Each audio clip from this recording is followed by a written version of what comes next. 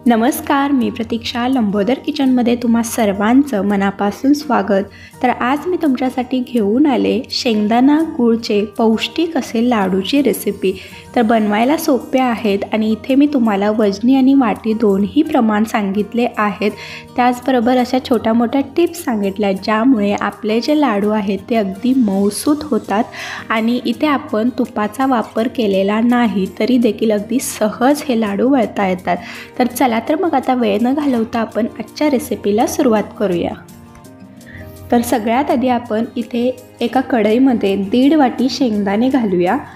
तर वजनी प्रमाण हे 1/2 किलो इतके शेंगदाणे आहेत।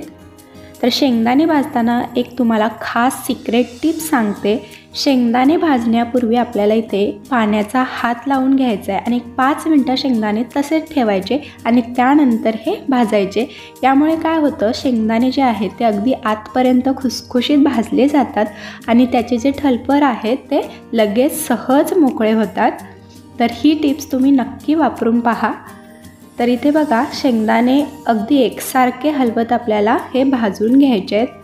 शेंगदाणे हे पोषक तत्वांनी समृद्ध असतात आणि त्याचे अनेक आरोग्यदायी फायदे देखील आहेत असे मानले जाते। तर इथे बघा, टल्फर सहज मोकळे होत आहेत, याचाच अर्थ शेंगदाणे चांगले खरपूस असे खमंग भाजले गेले।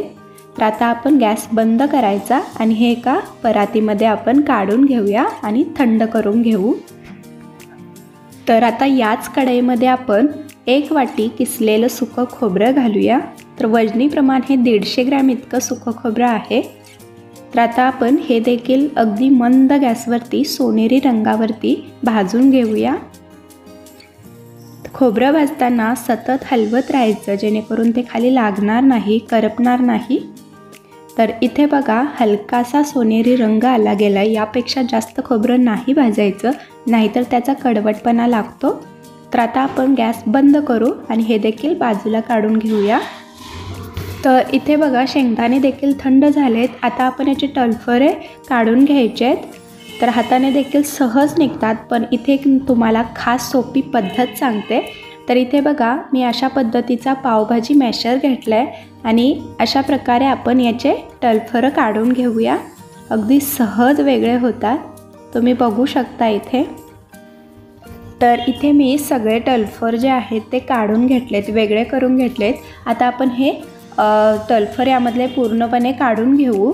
तर त्यासाठी इथे मी एक झाऱ्या घेतला आहे आणि या झाऱ्यामध्ये हे शेंगदाणे घातलेत आणि अशा प्रकारे आपण हे चाळून काढायचं जेणेकरून कचराही जास्तीचा होणार नाही आणि टल्फर देखील अगदी सहज मोकळे होतात।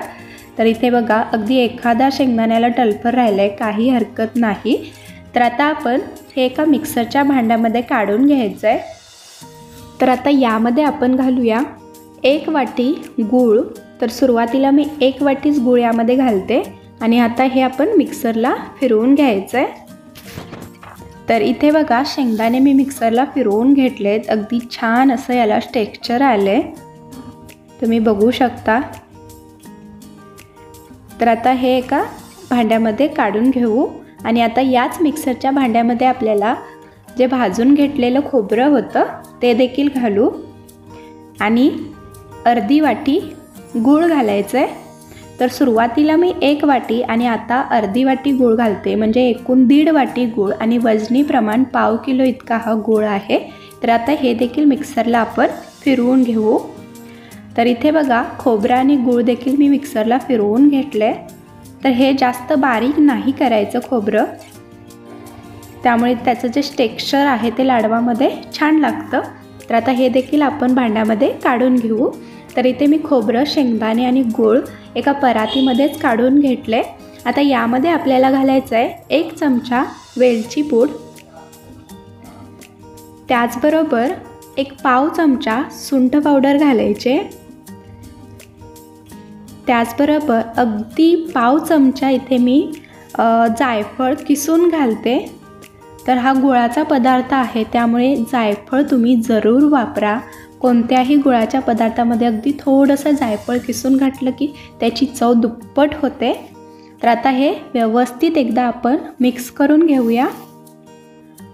तर इथे आपण साखर, तूप असं काहीही वापरलेलं नाही, तरीसुद्धा याचं टेक्स्चर तुम्ही बघू शकता, अगदी सहज याचे लाडू वळता येतात।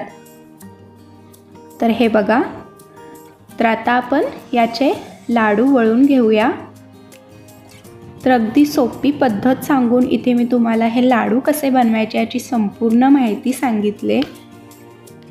तर या पद्धतीने तुम्ही देखील हे लाडू नक्की करून पहा। अगदी लहान मुलांच्या छोट्या मोठ्या भुकेसाठी देखील हे लाडू तुम्ही त्यांना देऊ शकता, अगदी पौष्टिक आहेत। तर इथे बघा, एक आपला लाडू वळून तयार आहे। अगदी सहज लाडू हे वळले जातात। तर आता आपण बाकीचे जे लाडू आहेत ते देखील वळून घेऊया। तर इथे आपले शेंगदाणा गूळ लाडू तयार आहे। तर अजिबात तुपाचा वापर न करता अगदी सहज हे लाडू आपण बनवले। तुम्हाला मी एक तोडून देखील दाखवते, अगदी मऊसूद असा हा लाडू आहे।